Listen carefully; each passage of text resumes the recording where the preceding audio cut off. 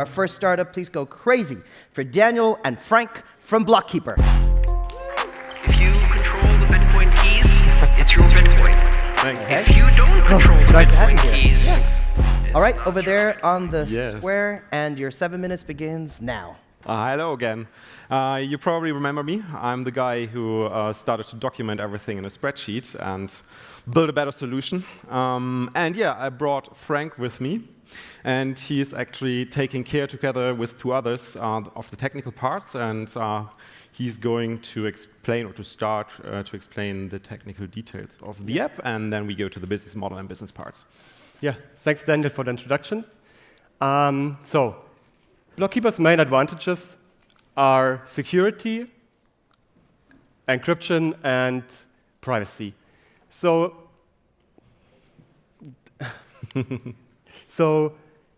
our auto-scaling backend solution stores only encrypted data.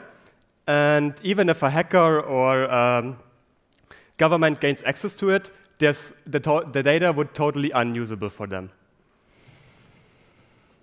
We use universal unique identifiers as strong cryptographic login keys. So that way, we are not even storing the email address or any other personal data like the weak passwords and so on.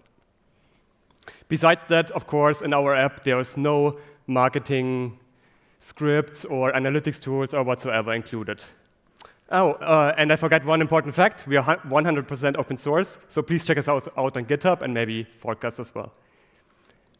So how does the front-end app works? Every time the user logs in, he has the Blockkeeper front-end application pulls the encrypted data from our database, decrypts it right on the device, and shows the data to the user. So that way, the user is the only person who can see his crypto holdings, transaction data, and all the wallets associated with that. All the important, like what you know from regular server architecture is all the important backend calculations are happening right on the user's device and not on any of our servers. So it's impossible for us or any other to spy on that calculations or on any data. So now we have all the wallet data on your device, and it just makes sense to leverage that in a way that users can also create transactions with Blockkeeper and sign them with key storage solutions of their choice, like, for example, a hardware wallet. And after that, of course, the final transaction gets published through an API and is is propagated to any blockchain. So you can think of Blockkeeper as a multi-device MyEther wallet, but for more blockchains than just Ethereum, and with encrypted memory for all your personal data. One of our advisors is also working on a small device that is via Bluetooth connected to a smartphone, and that allows user to wirelessly sign transactions with the mobile device. And Blockkeeper will be the first interface who actually uses that brand new device. So thanks for your attention, and now back to Daniel. Thanks, Frank. Cool. So now that we know the technical details and some ideas what we're going to build in the future, I'm going over to the business part. So the question, of course, is how are we going to make money with that? I mean, it's open source. Basically, anyone could fork it, run their own instance. And of course, we would love to see that, right? And we would love others to build on top of that. But I mean, if you don't have the resources to set up your own instance and maintain it, you might probably use Blockkeeper as a service. And we offer this service. And therefore, we have a basic account, which is a little bit limited in terms of wallets you can connect and transactions you can track. And a premium account, which allows you to do unlimited stuff, and of course some additional features like adding second layer solutions, custodian services, request API data from custodian services, and so on, exchanges, for example, and crypto banks, and yeah, some other features we might come up with. So, and actually, there's of course the idea to also offer this for businesses, because more and more companies are starting to look into be a pure crypto business, at least on Bitcoin and maybe Ethereum. And we already met some and talking to them, figure out what their problems are actually. And of course, we would be our own customer here because we will only charge in Bitcoin with a Lightning paywall. Around about $10. We don't know yet. We will test the market. So and now, why should you vote for us? Why should you make us the winner here?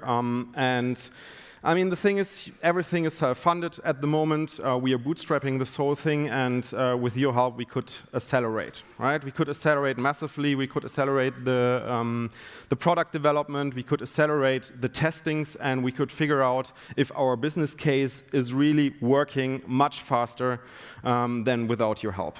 And of course, this is like this kind of software or this kind of interface the industry is currently lacking of. And with your help, you would help us to really position us as a thought leader and someone who's as a trusted service in this industry. So, fine slide, not working. Okay. So. Now there's just one piece missing, and you mentioned this in the questions in the last round, and this is privacy. And currently we are requesting the data from different kind of Block Explorer APIs, and the best way would, of course, to query your own node. And it's not that easy to set up an own node, and we want to tackle this issue together with a lot of other companies who already started doing this, but we will also do this and help to spread out nodes, beginning for Bitcoin to the users. So we are developing a plug-and-play full node, which someone can buy on us. This is our prototype. So it's built on an Odroid base with completely encrypted with the open source Cypherbox, exactly, Cypherbox tools. And this actually allows us also to implement Lightning, because without nodes, it would not be possible to do accounting with Lightning here, because Lightning transactions are not published to the blockchains, as you know. Yeah, that's it so far from our side, and now we are ready for your questions. Thank you so much. Well done. There's a cross. There's a cross. I'll take that. Okay. All right, let's take a few questions here from the floor. Just to clarify, so Lightning only works if I buy this box. You can, like with your online service, I can track my Lightning and plus my other off-chain solution?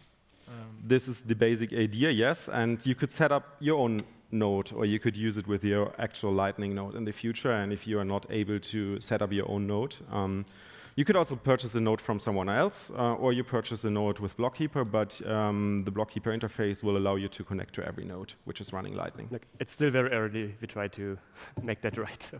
And how does the password recovery work? Do you have anything in place for that? I mean, this is something the industry is currently figuring out, and two of our advisors, we have two advisors, both are very into Lightning. One is built the first prototype for a Lightning hardware wallet. This is also the guy Frank already mentioned. And the other one is working on the Bolt specifications in terms of how to save, how to make backups, and also how to improve routing. Yeah, and for Blockkeeper itself, right now there's no account recovery possible by design. But yeah, there are like different approaches, but we try to focus on privacy. So you really have to remember your login credentials right now. Yeah, in terms of account recovery, we're also looking into login possibilities with other solutions. So currently we are talking, for example, to Blockstack and use the Blockstack ID service, maybe also later the Blockstack data service to make it possible for users to log in. Quick question. So how many of your users have gone from your basic account to your premium account?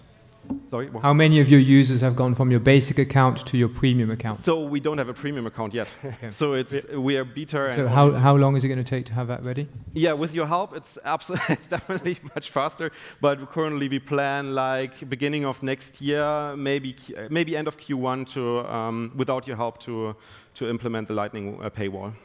Excellent. Thank you so much. Thank you, guys. Let's give them a hand.